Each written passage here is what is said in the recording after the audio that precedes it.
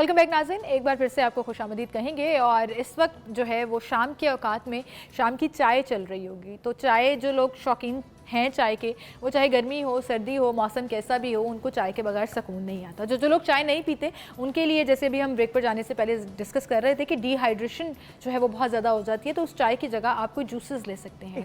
कोई फ्रेश चीज़ घर में ख़ुद से बनाकर जो है वो पी सकते हैं। अब अक्सर लोग कहते हैं जी हमें जूस बनाना नहीं आता, एंड दैट इज़ ट्रू। बहुत लोगों को हम मैं और अलीना ऐसे हैं, अलीना ने कहना है मैं नहीं हूँ ऐसे, आप ही हैं इसमें। लेकिन मुझे जैसे मुझे नहीं आता juice banana. I don't know कि जूस कैसे बनता है, क्योंकि शायद मैंने कभी बनाया नहीं। मिल जाता है वो अम्मियाँ और सास और घर में जो बाकी लोग होते हैं ना, वो सपोर्ट, आपका सपोर्ट ग्रुप स्ट्रांग हो ना तो बड़ी आप नालायक हो जाते हैं। तो मैं उन नालायकों में शामिल हूँ, और बहुत से लोग ऐसे होंगे जिनको नहीं पता होगा। तो इरम अब आपकी तरफ में आऊँगी कि अच्छा जूस कैसे बनाते हैं। आज मुझ समेत बहुत से लोग ये सीखेंगे। अलीना ने भी फौरन गर्दन जो है वो आपकी तरफ टर्न की है कि अच्छा हम भी सुन लेते हैं। बहुत सी रेसिपीज हैं, लेकिन इस ईद के हवाले से मैं आपको लेमन मार्गरीटा का बता देती हूँ, जिससे कहते हैं कि लेमन जूस निकाल लें, आप पहले से बना के रख सकती हैं और इसको बॉटलिंग करके फ्रीज़र में रख लें। ठीक है। और ईद वाले दिन इस्तेमाल करें आराम से। उसमें यह है कि आप 2 कप के करीब पुदीना साफ़ किया हुआ बिल्कुल नीट करके धो के उसको ब्लेंडर में डालें। उसके साथ आपने आधा कप के करीब अदरक डाल के ग्राइंड करना है, 1 कप पानी डाल के। उन दोनों को मिक्स करके आप ब्लेंड कर लेना है और उसे छान लेना है। उसको बॉटल में रख लें आप। अब लेमन जूस और चीनी आपने एक मिकदार में, जिस पे आपको टेस्ट पसंद है। बहुत से लोग चीनी नहीं डालते, स्टीविया डालते हैं, जो मतलब शुगर के लिए होती है, वो डालना चाहिए। वो आप टेस्ट पे रख के डाल लें। साथ ही उसमें काला नमक थोड़ा सा डाल के उसकी बॉटलिंग करके आप फ्रिज में रखें। अब दोनों चीज़ों को आप जग में डालें, गिलास में डालें। थोड़ी 1-2 टेबल स्पून आप लेमन जूस, 2-4 टेबल स्पून आप पुदीने का और अदरक वाला, और बीच में 1 गिलास पानी का। इतना मज़े का जूस इंस्टेंट तैयार हो जाता है। और ये हाँ, ये तो आपने बड़े मज़े की रेसिपी बताई कि 2-4 दिन पहले ही करके। खैर अभी तो आज ईद है, लेकिन वैसे ही गर्मियों में ये आपकी रूटीन होनी चाहिए कि फ्रीजर में जो है वो आपकी ये चीज़ें पड़ी हों, आपने बस निकाला, मिक्स किया। तो वो जो फ्रीज वाला काम है वो बाकी लोग कर लेंगे, मैं और अलीना जो है वो मिक्स करने वाला काम करेंगे और एंड रिजल्ट एंजॉय करेंगे। इसी तरह आम का अम्बी का बनता है। आजकल अम्बियाँ बाजार में आई हैं, बहुत ज़्यादा। आप सिर्फ अम्बी को छील के उसका सीडलेस करके उसे ग्राइंड कर लें, साथ थोड़ी चीनी टेस्ट पे डालें, काला नमक डाल के आप ब्लेंड करके फ्रीजर में रख लें। अच्छा। और आप उसकी क्यूब्स बना लें। 1 क्यूब डालें, ऊपर से ठंडा पानी डालें, आपकी चीज़ तैयार है। तो ये आप खट्टा जायका नहीं आता? नहीं, चीनी आपने डाल ली ना अम्बी में, आपने पहले से चीनी डाल के उसे ब्लेंड कर लिया ना, पानी और चीनी डाल के। तो वो आपने और काला नमक डाल के बस आप उसके आइस क्यूब बनाएं। उसको 2 आप डालना चाहे, 1 डालना चाहे आइस क्यूब, उसके ऊपर पानी डालें, आपका तैयार हो गया। ठंडा भी होगा और मज़े का। इसी तरह आप वाटरमेलन का कर सकते हैं। वाटरमेलन को लेकिन आपने ताज़े के साथ करना है। कभी भी आपने उसको पुराना रात का रखा हुआ खुला हुआ, मतलब आपने उसको काटा और उसका जूस बनाना है। कभी भी आपने फ्रिज में रखे हुए वाटरमेलन का जूस नहीं बनाना, उससे प्रॉब्लम आती है। अब इसमें बड़े लोग ये सवाल पूछते हैं, वाटरमेलन का जो जूस बनता है उसमें पानी ऐड होता है थोड़ा सा। आप उसमें चीनी भी डाल सकते हैं अगर आपको लगता है कि वाटरमेलन इतना मीठा नहीं है। तो कुछ लोग मीठे के शौकीन होते हैं। उसमें आपने अदरक और मिंट वाला जो आपने सिरप बनाया हुआ वो डाल दें और बहुत मजे का जूस जबरदस्त मिक्सचर सा जो है ना वो फ्यूजन हो जाएगा। जूस इसी तरह फ्यूजन हो जाएगा। नहीं, आप लोग बारी बारी याद करें ना। इसी तरह आप आड़ू के साथ भी कर सकते हैं। आड़ू में चीनी डालें, आड़ू के छीलें, काटे, छीलें ना भी काटें, उसको चीनी डालें, ब्लेंड करें, उसमें उसको फ्रीज कर लें। ठीक है। और इसी तरह 1 क्यूब आप आड़ू की डालें और इस बीच में 1 क्यूब आप पुदीने और अदरक वाला डालें। देखिए अदरक जो है ना वो बहुत हेल्प करता है, आपकी भूख को ठीक करता है। जबरदस्त आपके पूरे ये इतने सारे जूसेस की जो टिप्स आ गई है ना, ये जो है वो हमें बड़ा हेल्प करने वाली है। ये आपकी स्किन के लिए भी बड़ी अच्छी होती है। डॉक्टर वर्दा, अदरक का जिक्र हो रहा है, फलों का जिक्र हो रहा है, तो ये इट इज़ बेटर देन जो आपको बाजार में मिल रहे होते हैं या बने बनाए मिल रहे होते हैं कि आप घर पे फ़ौरन से करें एंड देन कंज्यूम। बिल्कुल। और जैसे ईद के दिनों में खास तौर पे ऐसे होता है कि हॉस्पिटल ज़रा अब बंद हो रहे हैं और सारे डॉक्टर्स ड्यूटी पे गए हैं और फ़ौरन खास तौर पे ब्लड प्रेशर के पेशेंट है, शुगर पेशेंट है, और घर में इन मशरूबात का इस्तेमाल बहुत ज़्यादा करके वो लोग अपनी सेहत को ख़राब कर लेते हैं। तो जैसे कि आप बता रही थी जूसेस, तो आज तो पहला दिन था, कल से जब दावतों का सिलसिला शुरू होना है तो उसमें बड़ा इंपॉर्टेंट है, हम कोशिश करेंगे ऐसे जूसेस जो ना सिर्फ हमारी स्किन को हाइड्रेट रखेंगे और साथ जैसे कि कोशिश करें कि डिज़र्ट्स के बजाय हम लोग ईद पे ये दावतों वाला सिलसिला बहुत ज़्यादा चलना है, तो इसमें कोशिश करें कि जैसे वो फल जिनके अंदर पानी की मिकदार बहुत अच्छी मौजूद है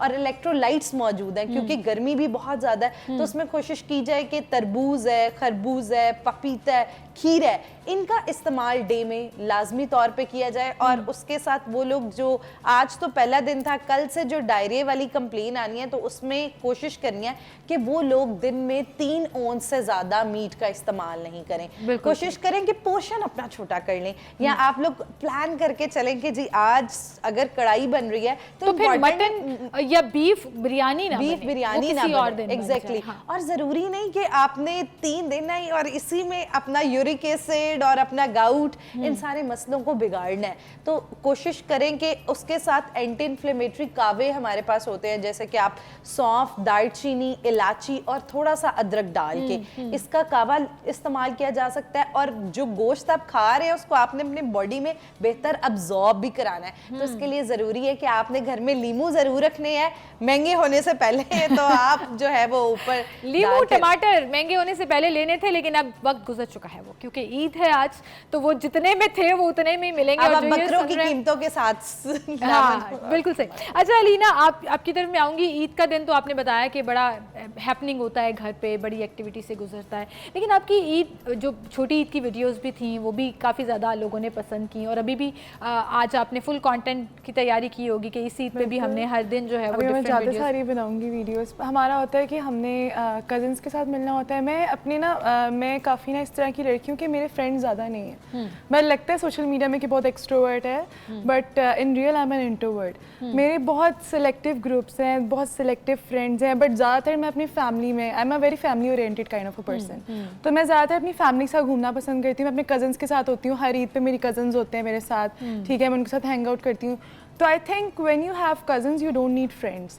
तो मेरी 1-2 दोस्तें हैं बस, दैट्स इट। इसके अलावा मेरे सारे कजन्स हैं जिनके साथ मैं हैंग फैमिली के अंदर ही मैं रहना पसंद करती हूँ। लोग कहते हैं ना कि कुछ लोग कहते हैं यार मेरे रिश्तेदारों में जाना नहीं पसंद, कहाँ से आगे रिलेटिव्स, मुझे बहुत शौक है। तो इसका मतलब आपके टिकटॉक पे हमें कभी ऐसी रिश्तेदारों को का मजाक बनाते मेरे सारे कोई खाला कोई ऐसा वाला जोक नजर नहीं आएगा। मेरे नान के जो मेरे mother side of the family है वो पाकिस्तान होती है, जो मेरे father side of the family है वो यूके होते हैं, ठीक है। तो जो आपको वैसे ही पता है कि मामा साइड की तो वैसे चिल फैमिली होती है, हाँ। और जो पापा साइड की वो वैसे यूके में है तो वो बिल्कुल माइंड नहीं करते वो। ये आपने क्या कहा है कि मदर साइड जो है वो चिल होती है, और जो फादर साइड, मैंने सुना ना लोग कहते हैं कि फुप्पो ने ये कर दिया। मेरी फुप्पो भी बहुत अच्छी है, वो कभी भी मैंने देखा नहीं कि वो फोन करके कह रही हूँ अच्छा तुम्हारी बेटी ने ये कर दिया, ये कभी भी नहीं। अलीना को ना बड़ी ईद पे भी आज ईदी मिलने वाली है। लेकिन मैंने देखा है कि बेचारी फूफियां जो हैं वो सोशल मीडिया पे एवं ही बदनाम। हाँ, मतलब मैं भी फूफो हूँ और भी बड़े लोग फूफो हैं। इसका मतलब इन फ्यूचर जब ये हमारी जो जेनजी है, अभी छोटे छोटे हैं, ये बड़े होंगे तो कल को हमारे ऊपर मजाक बनाएंगे। कितनी वैसे अजीब बात है। पापा आप बताएं ना जरा, ये क्यों फूफियां इतनी बदनाम है सोशल मीडिया की? ये तो बस एक अनएजुकेटेड बात आ जाती है जिसमें ये इन लोगों ने शुरू किया। देखिए आप 100 में से आप 15 ऐसी हो तो बाकियों को आप 75 का काम करें। और हम लोग वो सेट ही कर दिया है कि हम कह देते हैं हर बुरी चीज को हम लेके बहुत ज्यादा आगे जाते हैं उनकी। देखो वो एक ऐसा प्यारा रिलेशन होता है फुफ्फो का मासी का, कि माँ को देखो ना, मासी कि माँ जैसी, और फुफ्फो कितना प्यारे वर्ड्स हैं।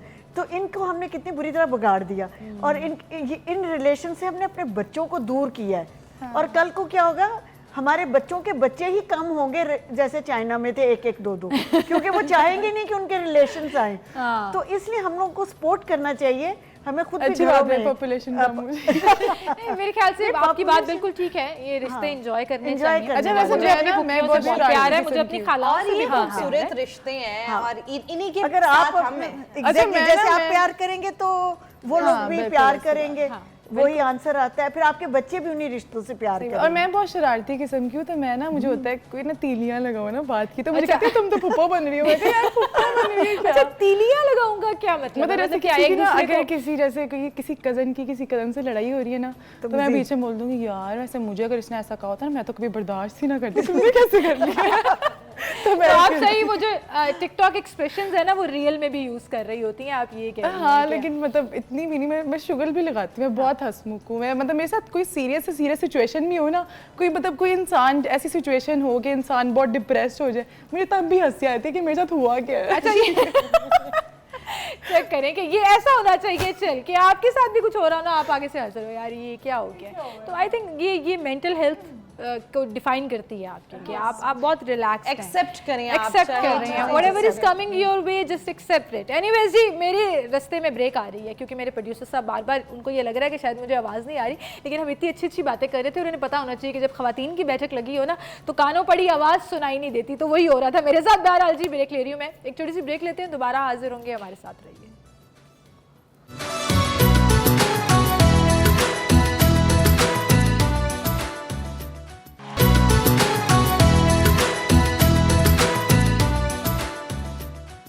वेलकम बैक नाज़रीन, एक बार फिर से आपको खुशामदीद कहेंगे। और जैसे जैसे खानों में तड़का लगता है और मज़ा आता है और आप एकदम से जो है वो डिफरेंट सा जायका ऐड हो जाता है, तो हमने कहा कि अपनी इतनी प्यारी प्यारी कॉन्वर्सेशंस में हमें भी कुछ एक एंटरटेनमेंट साइड से कुछ ऐड करना था। तो हमने ऐश को दावत दी जो आज हमारे साथ यहाँ पर मौजूद हैं। ऐश रोहान सिंगर हैं जी, पाकिस्तानी रैपर हैं और क्या ज़बरदस्त अभी आपने गाना जो है वो गाया भी और हम सबको एंटरटेन किया। तो ऐश ईद कैसे गुजरती है, किस तरह से इंजॉय करती हैं? आज ईद का पहला दिन अब तक कैसा गुजरा?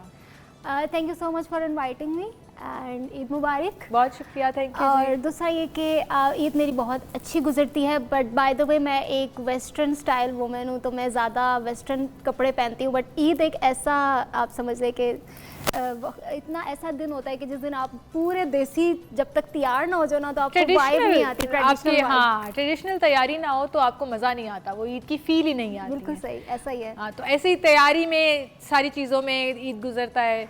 बिल्कुल ऐसा ही है। पहले तो सबसे पहले हम तैयार होते हैं, उसके बाद अच्छे खाने, मुझे खाना बहुत पसंद है स्पेशली ऑन ईद।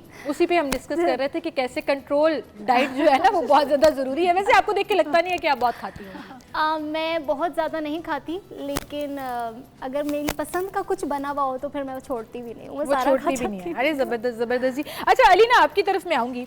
अक्सर लोग जो है ना उनको ये लगता है कि जो टिकटॉकर्स हैं they are very expert in angling कि पिक्चर कहाँ से लेनी है, वीडियो कहाँ से लेनी है। अच्छा, इस पे आपने कभी रिसर्च की है या बस जो नेचुरली इंस्टिंक्ट है आपकी आप उसको फॉलो? अच्छा, मैं कहना चाहूँगी शायद फिर मैं लकी हूँ क्योंकि like not all tiktokers are good at angles, but मैं कहती हूँ कि मेरी जो फील्ड है ना स्टडीज़, हाँ, उसमें हमें कैमरा एंगल्स प्रॉपर सिखाए जाते हैं कि ये एंगल ऐसा है, ये इस तरह बिल्कुल 180 एंगल और ये वो मैंने मैथ्स कम्युनिकेशन ही पढ़ाया ना, आई एम सीनियर। मेरा दिमाग इतना पढ़ के खराब हो चुका है कि मुझे हर एक एंगल का पता है। कोई मेरे सामने से भी ऐसे पिक्चर ले रहा, मैं कहती हूँ नहीं फोन ऐसे रखा ना कि मुझे नहीं पता कि मेरी पिक्चर कैसे आ रही है। हाँ। मैं कहती हूँ नहीं अच्छी आएगी, तुम ऊपर फोन करो, ये करो। तो मैं बहुत डांटती हूँ, अपनी बहन को बहुत डांटती हूँ। अच्छा, डांट पड़ती है मेरी बहन को। लड़ाई हुई बड़ी नाराज होकर वो चली गई कि बना लो खुद ही, फिर वो ऐसे फोन पे चली जाती है बना लो, फिर मैं खुद ही यार प्लीज बना दो प्लीज, अच्छा नहीं करूँगी। तो इस तरह होता है। अच्छा, which platform do you prefer? Instagram, TikTok, Facebook पे आप? आई यूज़ इंस्टाग्राम मोर, आई यूज़ इंस्टाग्राम मोर। मुझे लगता है कि इंस्टाग्राम की जो आवाम है ना वो थोड़ी सी इंटेलेक्चुअल है, ज़रा थोड़ी सी ज़्यादा, क्योंकि टिकटॉक पे जो आवाम है ना वो बहुत जजमेंटल किस्म की आवाम है। अच्छा, हाँ, क्योंकि आपको दोनों साइड का एक्सपीरियंस। हाँ, दोनों साइड का एक्सपीरियंस है। मतलब मैं जज कर रही हूँ कमेंट्स की बेसिस पे as compare to Instagram. TikTok ज़्यादा थोड़ी सी नेगेटिविटी होती है टिकटॉक पे। Does it get to your head? नहीं, शुरू में when I was new to this, तो मैं ना सारी रात बैठ के ना सोच, यार उसने मुझे ये कह दिया, उसने मुझे ये कह दिया, ये क्या हो गया। मैं मामा से डिस्कस करती थी, यार ये ऐसे हो गया, इसने इस तरह कह दिया, इसने कमेंट कर दिया। तो फिर अब आके ना मैं कहती हूँ एक कान से सुनो, दूसरे कान से निकाल दो। हाँ, क्योंकि जो लोग मेरे वाला फॉर्मूला ना कि पढ़ो ही मत, हाँ जाओ ही मत कमेंट्स, क्योंकि लोग यहाँ पे जो है ना वो क्रिएटिव नहीं है। तो क्योंकि to be creative we have to be open minded and मतलब हमें ओपन माइंडेड होना पड़ता है उस चीज़ को हैंडल करने के लिए। तो यहाँ पे लोग ओपन माइंडेड नहीं है, वो ज़्यादातर जजमेंटल ही है, तो वो जज करते हैं, वो क्रिएटिविटी को उस चीज़ पे अप्रिशिएट नहीं करते। चलिए कोई बात नहीं, don't let it get to your head. अच्छा काम जो है वो आपको, जो आपको खुद खुशी दे रहा हो ना, वो करते रहना चाहिए। और I think this is the path जो आपको एक हेल्दी लाइफ की तरफ भी लेके जाता है। सो इरम आपा, मैं आपकी तरफ आ रही हूँ। हम आपसे गोश्त संभालने और वो सारी चीज़ें तो कर ही रहे हैं। एक अब बड़ी इंपॉर्टेंट टिप मैं आपसे पूछने वाली हूँ ईद के हवाले से। जिन लोगों ने आज कुर्बानी कर ली और अभी उनकी गोश्त बांटने का सिलसिला चल रहा है, या जिन्होंने कल करनी है या थर्ड डे करनी है, उनके लिए ज़रा ये टिप बताएं गोश्त बांटने का खूबसूरत तरीका।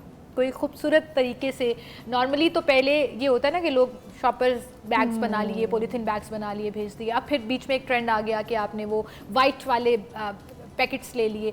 आपके ज़हन में कोई एक आधी टिप जो आप हमारे साथ शेयर करें कि अगर आपने किसी को तोहफा है ना, ये जब आप ईद पे एक ईदी भिजवा रहे हैं, आप गोश्त भिजवा रहे हैं, तो उसको खूबसूरत कैसे बना कर? हाँ देखो, हमारे पास ना घर पे टिश्यू के पेपर्स होते हैं, टिश्यू कपड़ा टिश्यू जो होता है, वाइप्स, जो ड्राई वाइप्स कह रही हैं आप? बिल्कुल टिश्यू का कपड़ा, अक्सर दुपट्टे टिश्यू के होते हैं।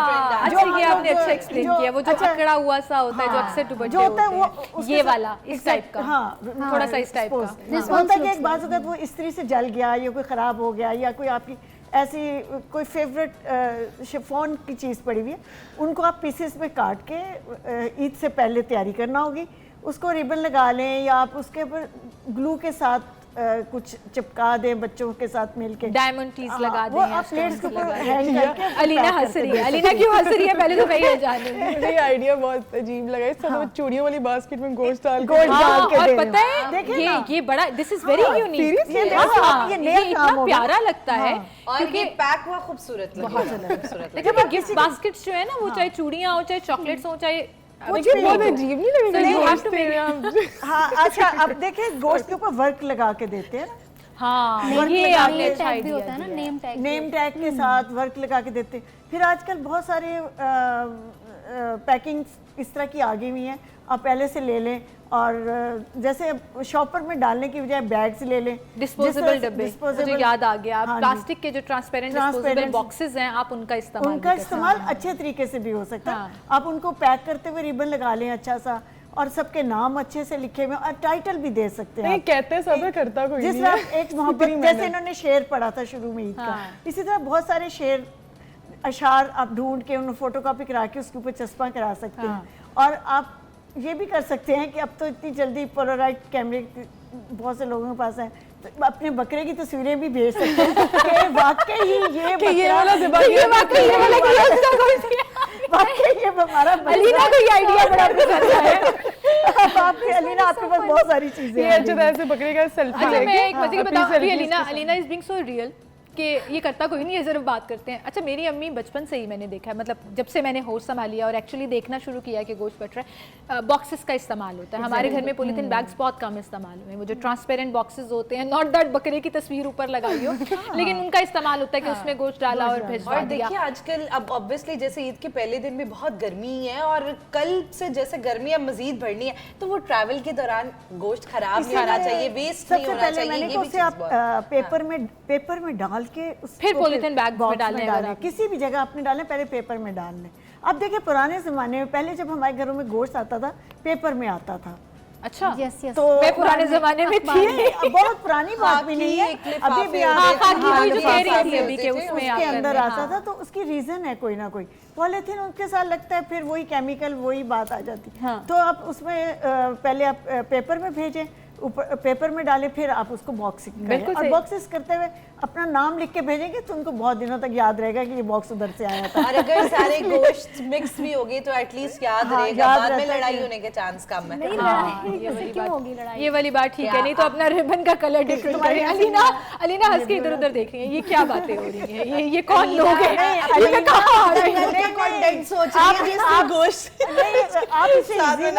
ये इस वक्त कंटेंट तैयार कर रही है कि यहाँ से ये बात मिल रही है, यहाँ से ये। अच्छा, ऐसे होता है, ऐसे होता है कि कोई बात कर रहा हो तो आप कहते हैं make a reel out of it. कोई बैठे मेरे दिमाग में आता है, अच्छा ये बहुत क्रिएटिव आइडिया, अच्छा ऐसे बनाते हैं। मेरी बड़ी फनी चूड़ियों के पैक में जरूर गोश्त डालिए।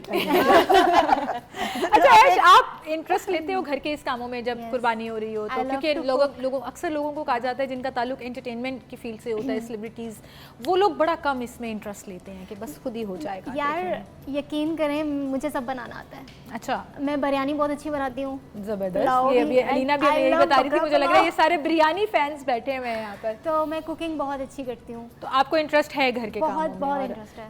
आप सारी चीजों में फुली पार्टिसिपेट कर रहे हो? सब कुछ मैनेज करती हूँ। और मैं सिर्फ खाती हूँ। मुझे कोई पूछे ना मेरी पहली मोहब्बत क्या है तो मैं कहूँ खाना। और खाना पहली मोहब्बत? मैं बहुत फूडी हूँ।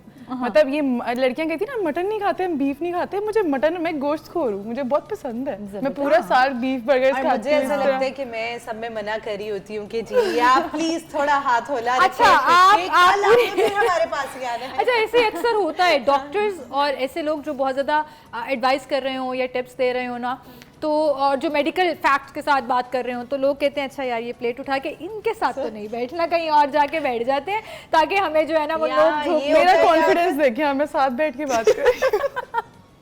मेरा ख्याल है कल की दावत हम इकट्ठे बिल्कुल ठीक जी। एक छोटी सी ब्रेक की तरफ मुझे जाना है, हाजिर होंगे दोबारा, आप हमारे साथ रहिए।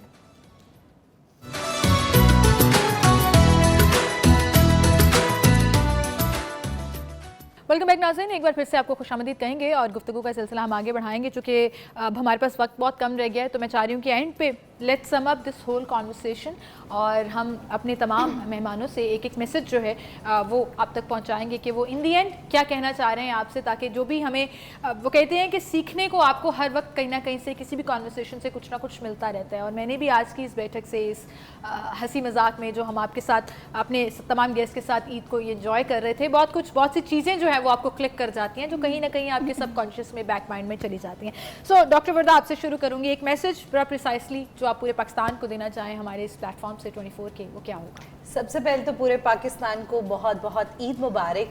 इस ईद पे कोशिश कीजिए कि अपने प्यारों को याद रखिए, ख़ास तौर पे उन लोगों को जो कुर्बानी नहीं कर रहे। एक वक्त में कम गोश्त खा लें सो के, लेकिन उनको ज़रूर याद रखें जिनकी कुर्बानी नहीं, और उसके साथ साथ अपने जिस्म को ही अपना समझ के खाइए और कोशिश कीजिए कि अपनी सेहत को मत भूलिए, सेहत को ना निगलेक्ट कीजिए। और ख़ास तौर पे जो लोग आपके घर आ रहे हैं या आप कहीं जा रहे हैं, मोहब्बतें बांटने का टाइम है, तो इसमें बीमारियों को चांस ना दें और अपनी सेहत का ख्याल रखिए और बहुत खुशी वाली ईद गुजारिए। ज़बरदस्त जी। अलीना, आपकी तरफ में आऊँगी, आप मुसलसल हंस रही थी, आप कही थी डॉक्टर साहिबा मुझे कह रही हैं और मैं नहीं सुनने वाली, मैं तो खाने वाली हूँ ढेर सारा। जी, आप क्या मैसेज देना चाहेंगे अपने फैंस को, पाकिस्तान को, ओवरऑल क्या कहना? अच्छा, मेरे ना पेरेंट्स जो है ना वो ना इस मामले में बड़े हैं कि हमारा लॉन बहुत प्यार लगना चाहिए, फूल सारे अच्छे किस्म के पौधे वगैरह। तो मैं क्या करती हूँ, हर साल जाकर बकरों को वहाँ पर लेके जाती हूँ और लॉन का तहस नहस कर देती हूँ। तो मैं खैर सबको कह रही हूँ ये तो ना करें, मतलब अच्छा अपने घर अच्छी को बात नहीं, साफ अपने रखें, पेरेंट्स अच्छी की बात बात नहीं है, सुननी अपने चाहिए। पेरेंट्स की बात साथ ही सुनें। एकदम से ना अपनी कहानी सुनाते सुनाते अलीना को रिस्पॉन्सिबल फील हुआ कि मैं यहाँ एक गेस्ट हूँ क्योंकि मैं और मुझे अच्छी अच्छी समझदारी वाली बातें करनी है, तो साथ ही ये नहीं करना आपने। That was cute। अच्छा, मैसेज क्या देना चाहेंगे? अच्छा, मैसेज मैं ये देना चाहूँगी कि आप कुर्बानी करते हैं, ठीक है, तो आप अपने एनिमल की केयर करें, अच्छा तरह खिलाएं, कंजूसी ना करें और अपने रिश्तेदारों को याद रखें, उनके साथ उनको भी याद रखें जिन्होंने कुर्बानी नहीं की, और अपनी रिलेटिव से मिले। मैं कुछ यंगस्टर्स होते हैं सोते रहते हैं पूरे ईद पे, तो मैं उनको ये मशवरा दूंगी कि ईद एक ऐसा इवेंट है, आप तैयार हुए, आप उठें और पिक्चर्स लें, अपने दोस्तों से मिलें, सबसे मिलें, रिश्तेदारों की केयर करें, सारे मिलें, दावतें करें। ज़बरदस्त ज़बरदस्त। और आपके शुरू वाला मैसेज जो है ना, that was I think the top of it all, कि अपने फ्रीजर्स मत भरें, मत संभालें गोश्त को 6-6 महीने, एक हफ्ते के लिए रखें, बाकी सारा बांट दें। बिल्कुल। इरम, अब आपकी तरफ में आऊँगी, क्या मैसेज देना चाहेंगी आप इस ईद पर सबको? देखो, ये ईद कुर्बानी की ईद है, तो इस पे थोड़े से अपने आप को भी कुर्बान करें। ये कहना कि फ्रीज़र में गोश्त वाकई ना रखें, गोश्त को अगर आप 2 हफ्ते से ज़्यादा रखेंगे तो उसकी ग़िज़ाइयत ख़त्म हो जाती है। तो मेहरबानी करें अपने ऊपर भी और लोगों, अल्लाह को खुश करें। देने से अल्लाह खुश होता है, दे दें, आप उसको तो खुश कर दें साल में एक दफ़ा। बिल्कुल सही। और आप जब अल्लाह के नाम की कुर्बानी है तो फिर अल्लाह के नाम पे दे के खुश हो जाए, वो खुशी आपको पता नहीं कितनी अच्छे तरीके से आपको वापस मिलेगी। बिल्कुल सही कह तो रही हैं। खुशियाँ बांटें, खुशियाँ दें, और जब आपको खुशी मिलती है, कहीं आप खुशी बांटते तो मिलती है, तो ये देने की चीज़ है, आप ज़रूर दें। कुर्बानी यही है बस। बिल्कुल और मैं सही ये भी कह कहना चाहूँगी कि ईद ईद होती है, कोई कहना बड़ी ईद पे ईद ही नहीं लेते, तो लेनी है, ईद हाँ। ही लेनी है। ईद ये आप ट्रेंड सेट करें आज से, आज रात से। बड़ी ईद जिन जिन जिन मर्द हजरात ने कल यौम ससुराल मनाना है और अपने अपने मैके जाना है, तो उन तमाम बच्चों को बच्चियों को पता होना चाहिए कि वहाँ जाके ईदी मांगनी है। तो ये आपने ट्रेंड आज से शुरू कर दिया, बिल्कुल, ठीक है। दिस इज बड़ी ईद पे भी ईद ही होती है। हाँ, बड़ी और ईद पे सबसे भी। पहले ईदी हम अलीना से लेंगे। नहीं, वो सबसे छोटी है, वो सबसे ईदी लेकर जाएगी, आप उसको इतना पुश ना करें। अच्छा जी, ऐश आपकी तरफ में आऊंगी, एक मैसेज छोटा सा, और मैं चाहूँगी कि आप हमें लाइव भी जाते जाते कुछ सुनाएं, और हम चूँकि आपके साथ ये गपशप का सिलसिला जो है वो जारी और सारी था, बड़ा मज़ा आया ये तमाम बैठक, और यही चीज़ है, यही वो असल रूह है जो होनी चाहिए हमारी ईद के ऊपर, कि फैमिली से, गेस्ट से मिलें, बैठें, थोड़ा अपनी डिवाइसेस से, मोबाइल से जान छुड़ाइए, थोड़ा सा सेपरेट एक टाइम फैमिली के लिए, अपने इर्द गिर्द के लोगों के लिए ज़रूर गुजारिए। और ईद पर ही तो एक मौका होता है जब सबने मिल बैठ कर बात करनी होती है, तब भी सब मोबाइल पर लगे हुए हैं, डिवाइसेस पर लगे हुए हैं, तो वो मज़ा नहीं आने वाला। बहरहाल जी, आपको ईद बहुत बहुत मुबारक हो। रैश, ओवर टू यू, एक मैसेज और कुछ लाइव आप हमें सुनाइए। मैं मैसेज ये देना चाहूँगी कि डिफरेंट फैमिलीज़ में डिफरेंट तरह के प्रॉब्लम्स हो जाते हैं, तो बट आई थिंक ईद एक ऐसा डे होता है कि आप यहाँ पर अपनी जितनी भी किसी से नाराज़गी है या कुछ भी है तो आप उसको ख़त्म करें, और ये एक बहुत ही अच्छी चीज़ है कि आप अगर अपने लिए कम रखेंगे और गरीबों में ज़्यादा तकसीम करेंगे तो आई थिंक अल्लाह ताला आपकी कुर्बानी को कबूल करेगा। बिल्कुल ठीक और है। जब भी आप कुर्बानी करते हैं तो उसके 3 हिस्से बनते हैं, एक आपका, एक आपके रिश्तेदारों का और एक गरीब आवाम का। तो मेरे ख्याल से आपको अपने लिए तो रखना चाहिए, लेकिन ज़्यादा आपको बांट देना चाहिए। बिल्कुल ठीक कह रही हैं जी। और इसी के साथ आपसे मैं इजाज़त लूँगी, लेकिन अभी आपने कहीं जाना नहीं है क्योंकि ऐश हमें कुछ सुनाने जा रहे हैं। डिप्रेशन के मरीज हो तुम, पागल और बदतमीज़ हो तुम, सीखो थोड़ी तमीज़, अब तुम बहुत ही इमेच्योर हो तुम, करनी है बात हल्की आवाज़ ऊंची आवाज़, सुनती नहीं मैं तेरी गालियाँ भी खा के निभाऊँ, अबे जा ऐसी बंदी नहीं मैं, अकल पे पड़ा हुआ था मेरे पर्दा उठा है अब तो अकल आ गई मेरी, तोबा तोबा मैं मिलूँ ना तुझसे, मेरे रात दिन हुए हैं वेस्ट, तुझ पे माफ़ी तू मांगे और माफ़ कर दूँ हर बार, लाजिम नहीं मुझ पे तुझे देखने को भी जी नहीं करता, जा भाड़ में तू, नफरत है तुझसे। जबरदस्त जी, जबरदस्त। और आपसे मैं इजाजत चाहूंगी, अपना बहुत ख्याल रखिएगा, अल्लाह हाफ़िज़।